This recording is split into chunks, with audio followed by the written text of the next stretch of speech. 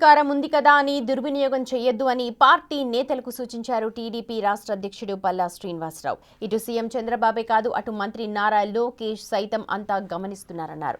అనవసరంగా ఇరుక్కోవద్దని, ఆపై ఇబ్బంది పడొద్దు అన్నారు.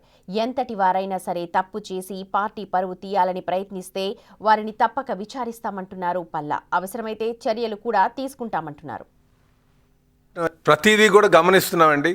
ముఖ్యంగా ప్రజాప్రతినిధులు ఎవరైనా సరే వారిపైన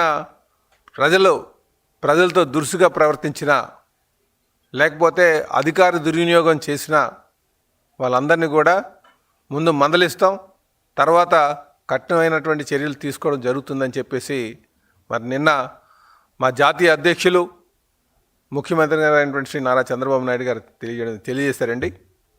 ఇదే కాకుండా మా బ్యాక్ ఆఫీస్ నుంచి కూడా మా భవిష్యత్ నాయకులు, మా యువ నాయకులు లోకేష్ గారు కూడా పర్యవేక్షిస్తున్నారు.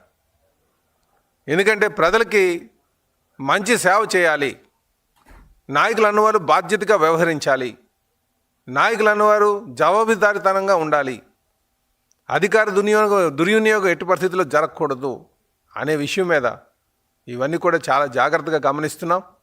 ఎందుకంటే ఈ గమనింపు వెనకాల కూడా కారణం ఏంటంటే ఈ రాష్ట్రాన్ని స్వర్ణాంధ్రప్రదేశ్ చేయాలంటే 2029 చాలా ముఖ్యం.